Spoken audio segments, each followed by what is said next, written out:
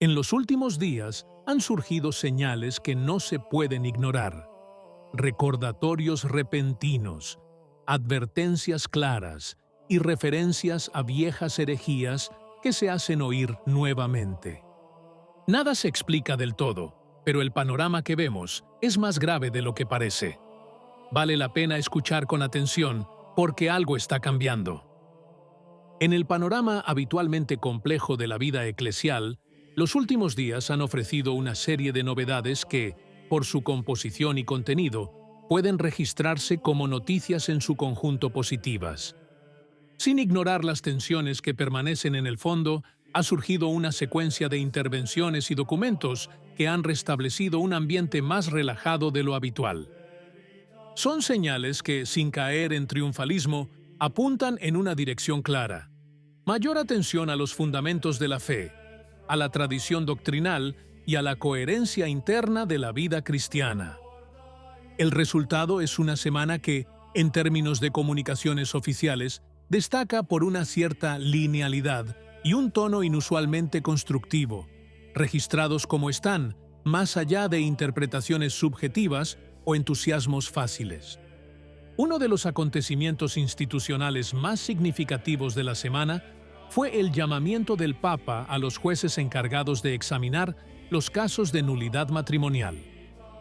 El discurso, formulado de manera directa pero sin dramatismo, reiteró un principio que pertenece a la tradición jurídica de la Iglesia.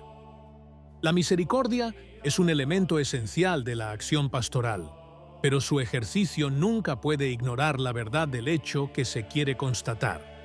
El Papa recordó que la tarea de los tribunales eclesiásticos no es evaluar las dificultades personales de los cónyuges, ni buscar lo que sea más conveniente para una de las partes, sino determinar si el matrimonio ha sido válidamente contraído o no. La invitación fue señalada como una aportación esclarecedora, sobre todo por la insistencia con que recordaba la necesidad de distinguir la comprensión de las situaciones humanas de la responsabilidad de salvaguardar la objetividad del sacramento. Además, en el contexto de las comunicaciones relativas al viaje conmemorativo del 17 centenario del primer concilio de Nicea, el Papa León llamó la atención sobre un fenómeno que definió sin vacilaciones como el regreso de una antigua herejía. Hablando del nuevo arrianismo, el pontífice destacó la tendencia, presente hoy incluso entre quienes se declaran cristianos, a reducir la figura de Jesús a la de un hombre ejemplar, estimado por sus enseñanzas morales, pero no reconocido como el verdadero Dios.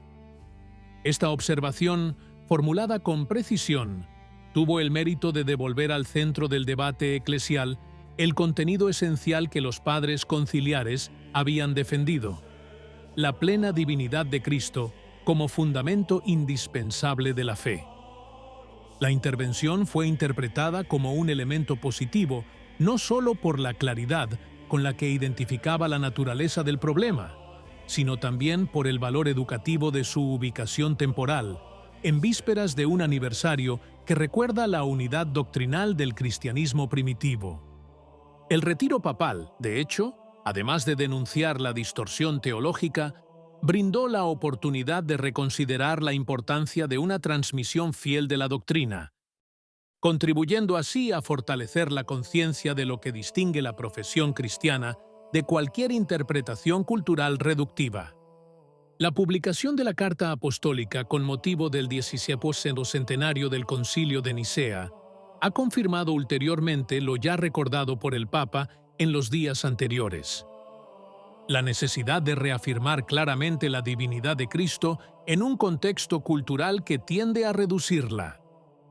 El documento, publicado con ocasión del aniversario de Nicea, recuerda el papel decisivo del concilio en la consolidación de la fe de la Iglesia y reitera que la identidad de Jesús no puede interpretarse según categorías exclusivamente humanas. Esta referencia se consideró importante porque llega en un momento en que varios observadores informan de un riesgo creciente, es decir, leer la figura de Cristo a través de criterios psicológicos o sociológicos, privilegiando el aspecto humano y moral en detrimento del sobrenatural.